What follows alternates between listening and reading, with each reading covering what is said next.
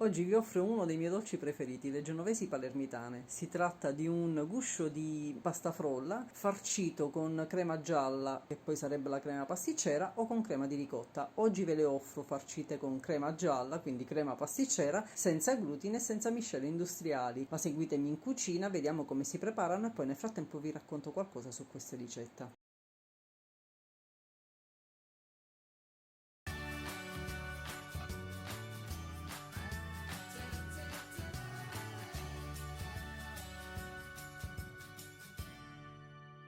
Si inizia il giorno prima, si inizia preparando la pasta frolla. Io ho utilizzato la miscela che utilizzo sempre per la mia frolla. Trovate nel mio libro I miei dolci senza glutine in vendita su Amazon. Qui sotto in info box vi lascio il link nel caso vogliate dargli un'occhiata. Quindi ho versato il mix in una ciotola, ho aggiunto il burro a cubetti, ho aggiunto lo zucchero, un pochettino di lievito per dolci, la scorza del limone grattugiato se volete, dell'arancia o se volete la vaniglia, e ho iniziato sabbiando il composto finché non ha assunto appunto l'aspetto di sabbia bagnata. Poi ho aggiunto l'uovo e poco per volta il latte. In cosa si differenzia questa ricetta dalla classica frolla? Nel fatto che c'è intanto il lievito, raramente c'è il lievito nella frolla, e che c'è anche il latte. Trovate il latte perché quello che interessa è ottenere una frolla leggermente più malleabile rispetto alla classica frolla. Come vi dicevo nella ricetta dei biscotti da inzuppo, quelli che vedete comparire qui in sovraimpressione, per i quali vi metto il link qui sotto in info box, la frolla siciliana solitamente si fa con lo strutto. Io nelle prove che ho fatto per queste genovesi palermitane, le prime volte ho utilizzato lo strutto. La frolla viene benissimo, il sapore è comunque molto buono, anche se effettivamente il burro gli dà un gusto ancora più buono, però la frolla mi è venuta leggermente più delicata, tendeva a rompersi facilmente a contatto della crema, quindi ho voluto provare con il burro e devo dire che è andato un pochettino meglio. Una volta pronta la frolla, la si mette nella pellicola e la si lascia in frigorifero per non meno di 2 ore, ma potete farla il giorno prima per il giorno dopo. Io ho fatto così. Poi si prepara la crema gialla o crema pasticcera. Si mescolano i tuorli con lo zucchero, la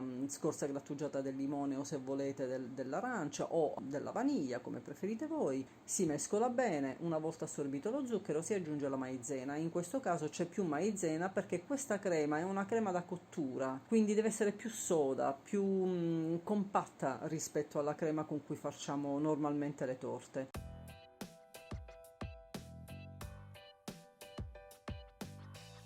Poi ho diluito con il latte poco per volta per rimuovere tutti i grumi e poi ho cotto la crema sul fuoco fino a quando non si è addensata. Una volta cotta la crema bisogna versarla in un contenitore, coprirla con pellicola a contatto, lasciarla raffreddare a temperatura ambiente, poi la si tiene in frigorifero per qualche ora. Diventerà molto compatta, poi basterà lavorarla con una frusta per renderla un pochettino più liscia e cremosa.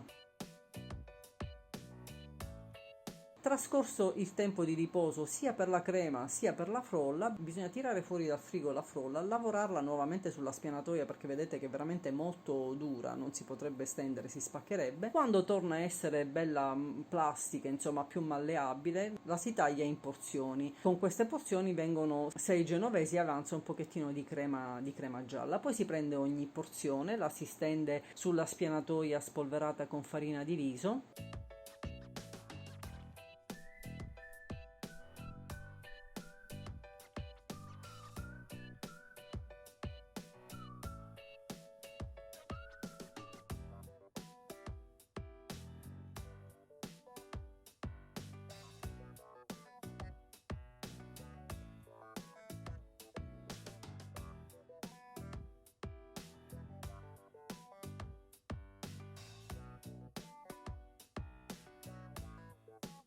La si dovrebbe stendere ad uno spessore di circa 3 massimo 4 mm.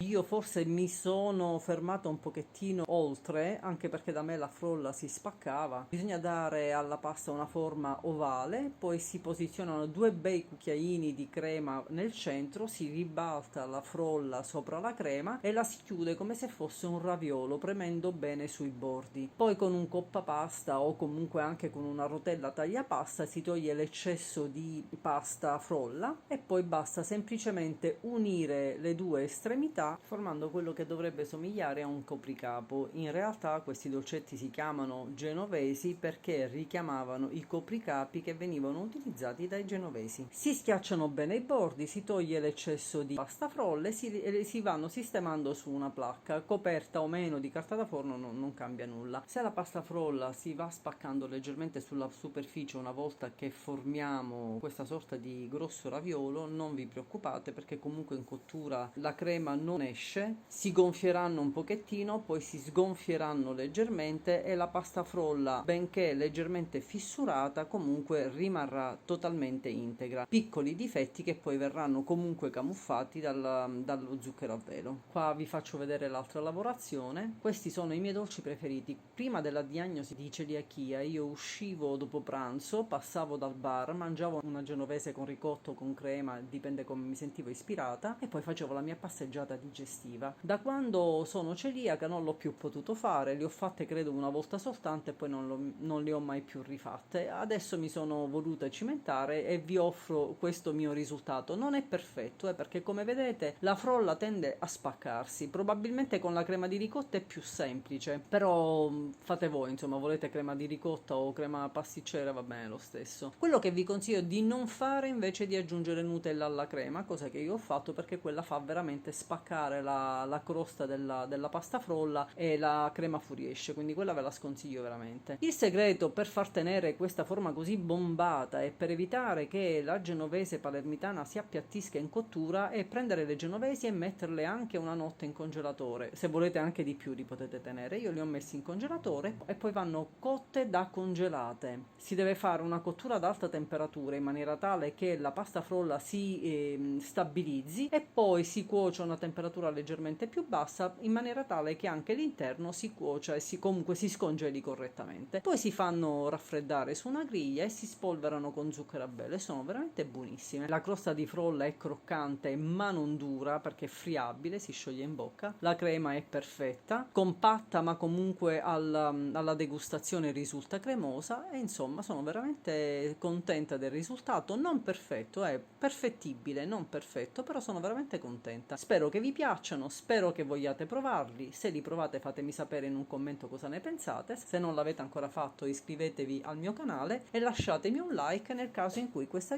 ricetta vi sia piaciuta. Grazie per la visione e per la condivisione e alla prossima ricetta gluten free. Ciao!